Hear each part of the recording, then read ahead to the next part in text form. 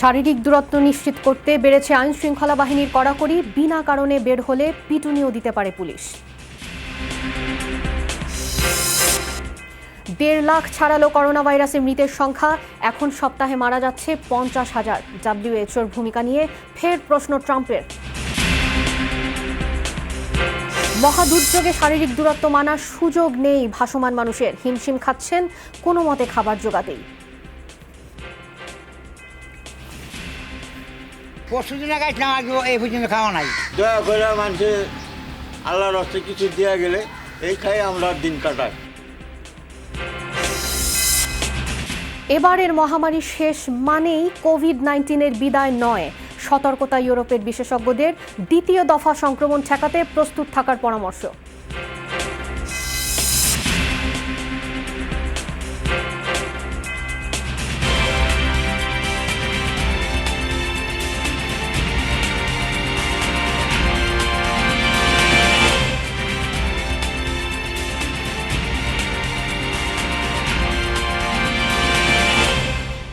আমন্ত্রণ যমুনা নিউজে, সাথে আছি আমি টিনা নন্দী। এতক্ষণ শিরোনাম দেখছিলেন, এবার বিস্তারিত। করোনা সতর্কতায় কড়াকড়ি বেড়েছে রাজধানী সড়কে। সকাল থেকে বিভিন্ন জায়গায় নজরদারি করতে দেখা যায় আইন শৃঙ্খলা বাহিনীকে। শারীরিক দূরত্ব নিশ্চিতে সড়কে চেকপোস্ট বসিয়ে তল্লাশি চালাচ্ছেন তারা। মূল সড়কে অব্যাহত আছে সেনাবাহিনীর টহলও। সে কারণে প্রধান সড়কগুলোতে মানুষের চলাচল খানিকটা কম। তবে অলিগলিতে অনেকেই উদাসীন বিধিনিষেধ মানার ব্যাপারে। জরুরি কারণ ছাড়াও বাইরে ঘোরাঘুরি করছেন অনেকেই।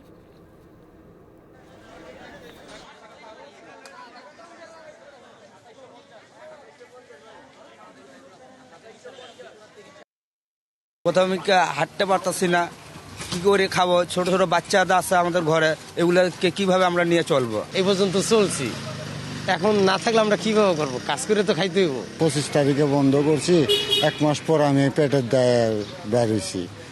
আইনরা কিছু আমগো কথা শুনতেছে না। পাম্পে গেছিলাম তেলের জন্য, গাড়িতে তেল নাই তো ইঞ্জিন স্টার্ট দিতে হয়, তাই দিয়েছি। জাস্ট ফর একটা রিজন দাঁড় করে, যেটা একেবারেই অগ্রহণযোগ্য। তাদেরকে আমরা বারবার বোঝাচ্ছি, বারবার বলতেছি।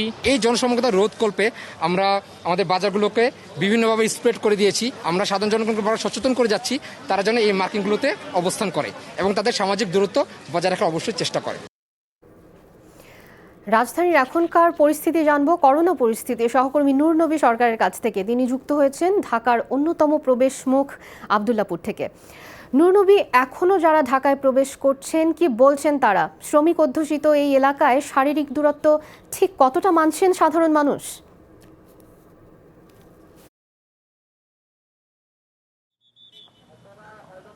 যারা রাস্তায় বের হয়েছেন তারা মোটামুটি মানার চেষ্টা করছেন, বেশিরভাগই মানছেন না। তবে পুলিশ এবং সেনাবাহিনীর পক্ষ থেকে কিন্তু বারবার চেষ্টা করা হচ্ছে, হ্যান্ড মাইক দিয়ে বলা হচ্ছে।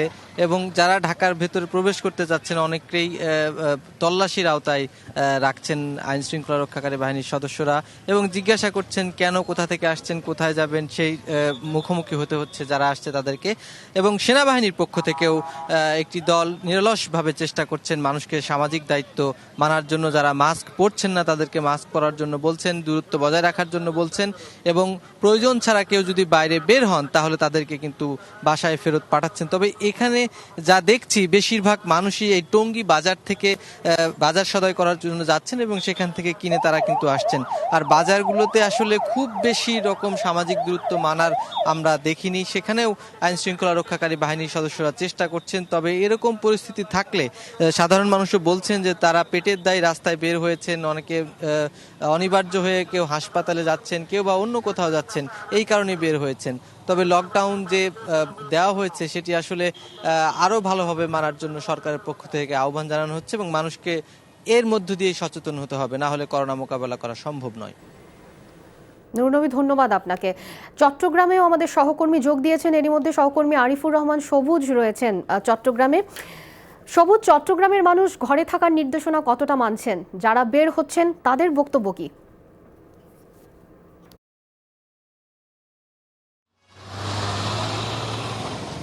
দিনের সবচেয়ে বড় সংখ্যার কথা যেটি, চট্টগ্রামে প্রতিদিনই আক্রান্তের সংখ্যা বাড়ছে। এখন পর্যন্ত যদি চট্টগ্রাম জেলার কথাই বলতে হয়, চট্টগ্রাম জেলাতেই 34 জন করোনা শনাক্ত রোগী পাওয়া গেছে এবং এই স্টেজে যারা চিকিৎসক রয়েছেন, যারা চিকিৎসা সংশ্লিষ্ট রয়েছেন, তারা বলছেন চট্টগ্রামে সামাজিক সংক্রমণের পর্যায়ে রয়েছে এবং এক্ষেত্রে যেটি সবচেয়ে বেশি প্রয়োজন সেটি হচ্ছে সামাজিক দূরত্ব বজায় রাখা, এবং সেটি মূলত মানা হচ্ছে না। সাধারণ মানুষকে আসলে কোনোভাবে বোঝানো যাচ্ছে না। আজকে আপনাকে যদি আমি আমার সামনের সড়কটির চিত্র দেখাই, রীতিমতো যানজট তৈরি হয়ে গেছে এবং যারা ট্রাফিক নিয়ন্ত্রণের দায়িত্বে রয়েছেন তাদেরকেও হিমশিম খেতে হচ্ছে এই ট্রাফিক নিয়ন্ত্রণ করতে। প্রত্যেককেই তারা জিজ্ঞেস করছেন কেন বের হয়েছেন অপ্রয়োজনে। কিছুক্ষণ আগে একজন নারী প্রাইভেট কারে করে বের হয়েছেন তার 3 থেকে 4 বছরের একজন বাচ্চাকে নিয়ে, এবং যেটিকেই মূলত এখানকার যারা ট্রাফিক নিয়ন্ত্রণে রয়েছেন তারা বলছেন মূলত তিনি বাজারে যাচ্ছেন, যেটি একেবারেই অপ্রয়োজনীয়। সেটাই বোঝানোর চেষ্টা করছেন তারা, মানুষকে বুঝিয়ে ঘরে থাকার কথা পরামর্শ দিচ্ছেন, কিন্তু মানুষ সেটি বুঝছে না। এবং যারা নিয়ন্ত্রণে রয়েছেন ট্রাফিক নিয়ন্ত্রণে বা আইন শৃঙ্খলা নিয়ন্ত্রণে, তারা বলছেন মানুষের মধ্যে যদি নিজে থেকেই উপলব্ধি না আসে তাহলে জোর করে আসলে মানুষকে ঘরে রাখা সম্ভব নয়। সবুজ, ধন্যবাদ আপনাকে।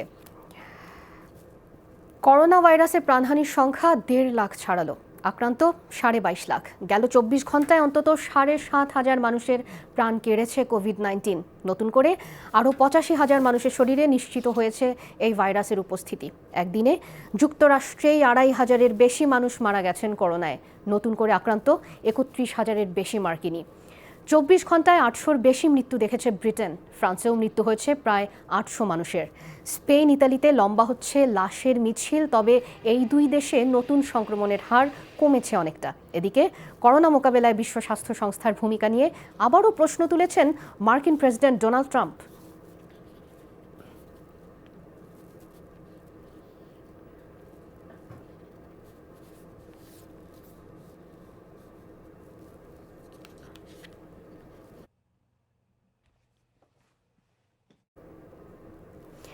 যুক্তরাষ্ট্রে গেল 24 ঘন্টায় করোনা ভাইরাসে মৃত্যুবরণ করলেন আরও 2 প্রবাসী বাংলাদেশি। সব মিলিয়ে দেশটিতে প্রাণহানির সংখ্যা 156। শুক্রবার মৃত্যুবরণ করা নাহিদ সুলতানা নিউ ইয়র্ক থাকতেন। নেত্রকোনা কমিউনিটির উপদেষ্টা স্ত্রী ছিলেন তিনি। তার বয়স হয়েছিল 58 বছর। খবরটি নিশ্চিত করেন তার পরিবারের সদস্যরা। কিছুদিন ধরেই লং আইল্যান্ড জুইশ হাসপাতালে চিকিৎসাধীন ছিলেন তিনি। এছাড়া 55 বছর বয়সী আব্দুল হক মুন্সি করোনা ভাইরাসে আক্রান্ত হয়ে মারা গেছেন। তার গ্রামের বাড়ি বরিশালে।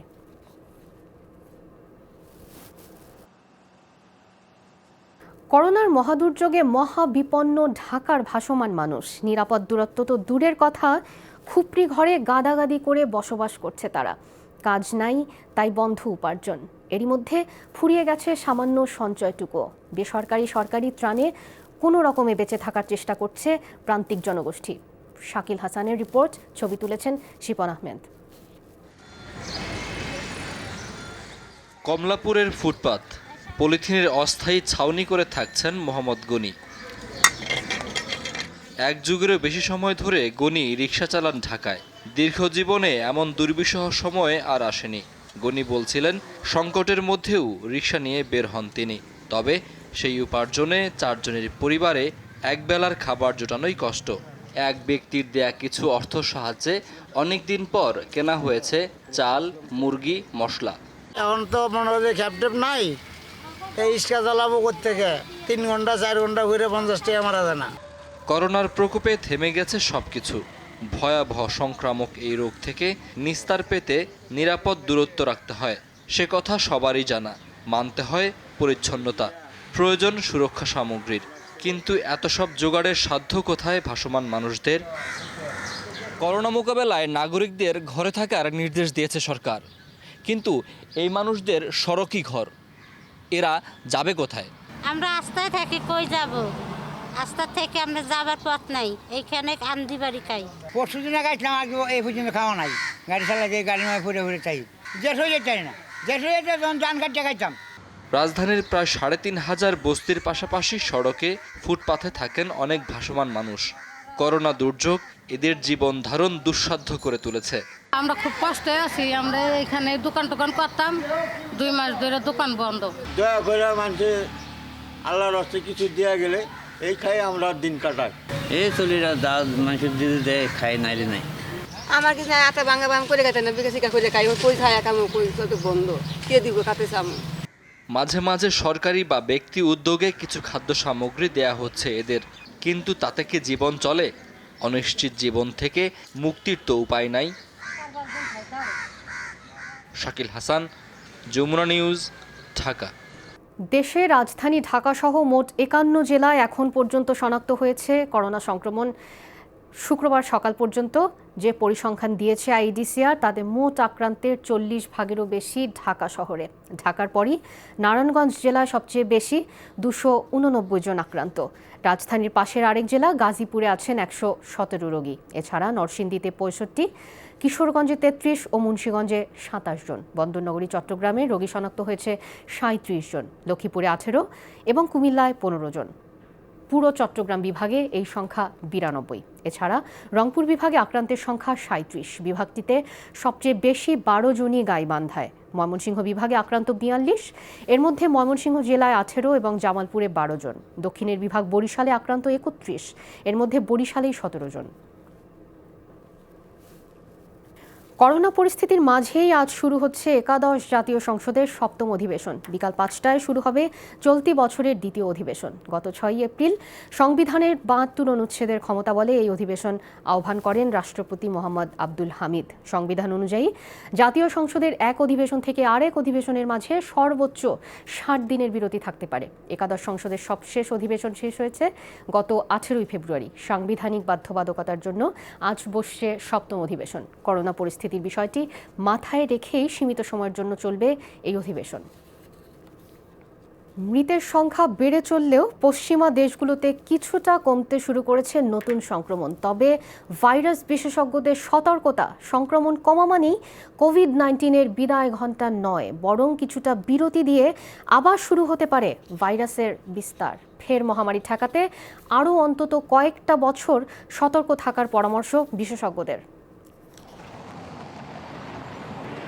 টানা কয়েক সপ্তাহ পর ইউরোপের কিছু দেশে শিথিল হচ্ছে লকডাউন। তবে গবেষকরা সতর্ক করছেন, নতুন সংক্রমণ আর মৃত্যু কমা মানে এটা নয় যে দুর্বল হয়েছে কোভিড-19, বরং স্বাভাবিক জীবনযাত্রা শুরু হলে ঝুঁকি আছে নতুন করে বিস্তারে। দ্বিতীয় দফায় সংক্রমণ ছড়ালে মাত্রা কেমন হতে পারে, প্রস্তুতি বা কেমন হওয়া উচিত তা নিয়ে শুরু হয়ে গেছে গবেষণা। সার্স ও মার্সের মতো পুরনো করোনা ভাইরাসগুলোর চরিত্র বিশ্লেষণ করছেন বিজ্ঞানীরা। আগের ভাইরাসগুলো নিয়ে গবেষণায় দেখা গেছে অনেক ক্ষেত্রে সেগুলোর বিরুদ্ধে মানব শরীরে অ্যান্টিবডি তৈরি হয়েছে।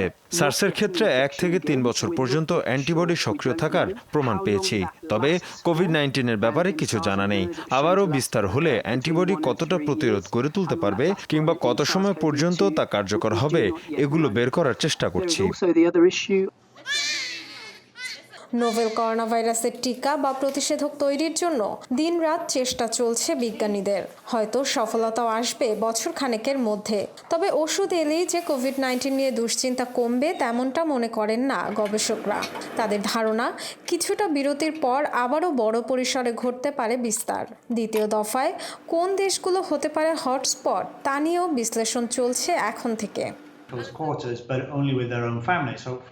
বেশ কয়েক প্রজাতির করোনা ভাইরাসই নির্দিষ্ট মৌসুমে সক্রিয় হয়। এর প্রভাবে দেখা দেয় সাধারণ সর্দি কাশি। কোভিড-19 এর ধরন কিছুটা আলাদা। শীত প্রধান কিংবা গ্রীষ্ম প্রধান সব দেশেই সমান বিস্তারে সক্ষম এ ভাইরাস। নোবেল করোনা ভাইরাসের জিনোম বিবর্তনের যে নজির বিজ্ঞানীরা পেয়েছেন, তাতে অনেকটা অনিবার্যভাবেই ফিরে আসবে সংক্রমণ। প্রস্তুতি হিসেবে কেবল ওষুধ নয়, আরও কয়েক বছর শারীরিক দূরত্ব, নিয়মিত পরিচ্ছন্নতার উপর জোর তাদের। তাগিদ দিয়েছেন রোগ প্রতিরোধ ক্ষমতা বাড়ানোর।